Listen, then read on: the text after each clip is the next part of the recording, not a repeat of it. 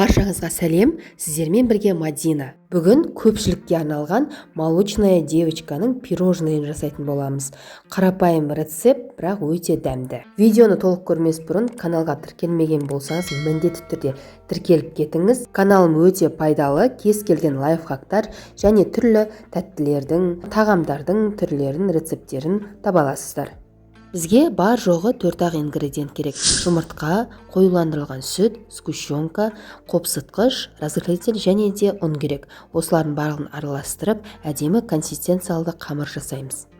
Барлығының нақты құрамы, қанша грамм екендігін барлығы менде описание бөлімінде жазылған, міндетті түрде көріп шығыңыздар. Дайын болған қамырды теңдей 2 бөлікке бөліп, 2 түрлі пирожный пісіріп аламыз.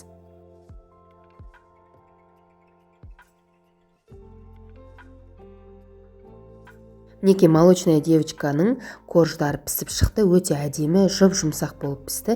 Енді мен барлығын бірге пісірдім, ортасын теңдей 2-ге бөліп дайындап аламын. Ол дайын болам дегенше мен мына жақта кремін дайындап аламын. Креміне маған керегі творожный сыр, қант және сливки. Барлығын жақсылап араластырсақ, осындай қою, тәтті, жүректі айнытпайтын өте керемет крем пайда болады.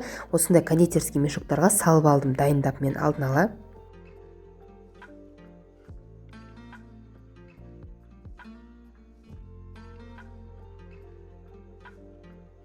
Мінекей молочная девочканың коржын теңдей 2 бөлікке бөліп алдым. Енді арасына кремдерін жағып шығатын боламын.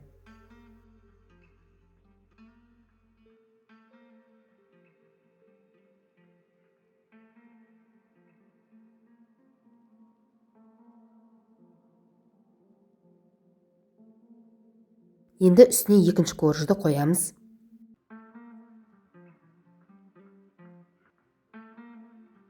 Қалған кремді бетіне жағып, міндетті түрде 1 түнге немесе кемі 2-3 сағат тоңазытқышқа салып қойыңыздар. Сол кезде корж бен кремнің арасында впитание болып, тортыңыз өте керемет дәм береді.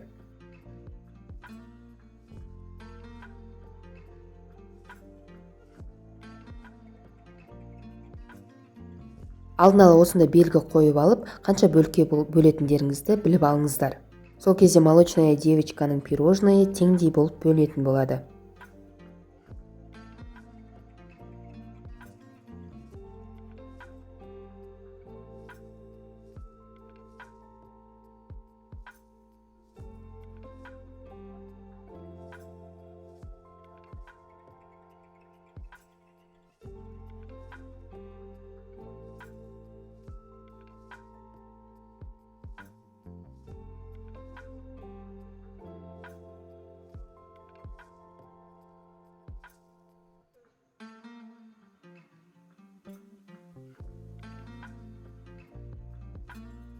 Ал енді сәндеу өзіңіздің фантазияңызға байланысты. Мен осында Қазақстан шоколад пен майды араластырып, водяной баняда ерітіп алдым. Дайын болған шоколадты тортымның бетіне осындай зигзаг қылып сызып шықтым. Мінекей молочная девочканың үлпілдек әдемі коржы мен мынандай әдемі жүректі айнытпайтын оригинал крем өте керемет үйлесім табады. Міндетті түрде менің каналыма тіркеліңіздер, Мадинадан рецепт деп жазып алып, керемет лайфхактар және рецепттермен бөлісетін боламын.